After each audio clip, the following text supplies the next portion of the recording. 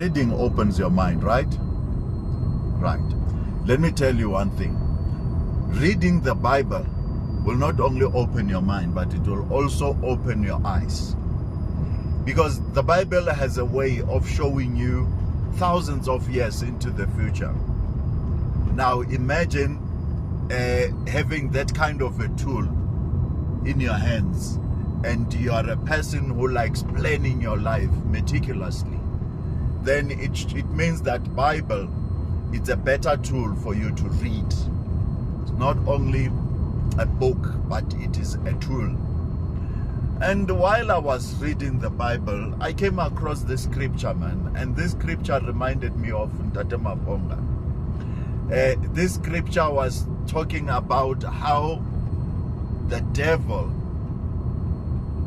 when he had been loggerheads with God, how he recruited a third of the angels in heaven to join him, you know. And that story, it's quite intriguing, because when you look at this character, he knew God, he was loved by God, he was close to God, and he had advantage of a beautiful demeanor. God had given him talents, you know. He was adored by everyone in heaven. And now when it was time for him to be cast out of heaven, and other angels now get to take his place, he was jealous, because he wouldn't let anyone close to God. So he wanted to recruit everyone, but he only managed to recruit the third of the angels, and they went with him. And here I am piecing things together, and I'm seeing Tate Maponga in this instance. And Tate Maponga, he wants to replace God. He wants to be the God of the Africans. He wants to be that one ancestor that unites all Africans. Why would you think he will go and sleep in the caves?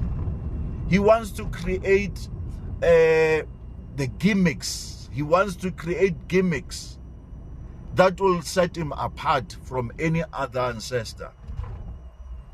And if you have not seen that, you, my sister and a brother who is a Christian, who has been recruited by this man, if you are not aware of that, let me tell you, he is busy planning, or maybe he's already started, but he was planning to write his own Bible.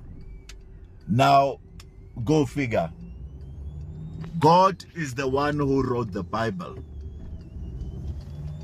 Now, if you say you want to write the Bible, it means you're putting yourself in a place of God. So, wake up, guys. Tate Maponga knows God. He knows him very well. He used him. He gave him opportunities to go and study abroad. He gave him the life that he's living now. Now, I don't know what issues he's got against God, but clearly he's got issues with God, which we have nothing to do with them, you know. So let us not involve ourselves. We are Christians, and we have seen the power of God, the move of God in our lives. So let's not be recruited by someone who has issues, daddy issues with God. And I know, I don't know if you remember, there's a scripture that says, what can separate us from the love of God? It talks about hunger, nakedness, death, and all of those things. You know, if I can tell you, go and talk to anyone who is estranged with God as we speak. that person, they will tell you that God was not there in time of need. Maybe when they were hungry, they felt that God didn't care. When they had death in the family, they felt like God does not exist.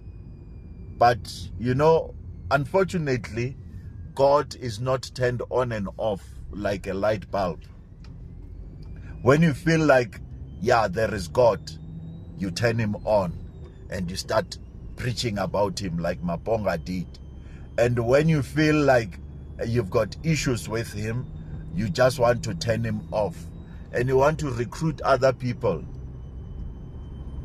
Be careful. Be careful. Those of you who are following that guy, just take it as an entertainment. And even at that, very dangerous entertainment. Be careful. Maponga, he is the devil reincarnated.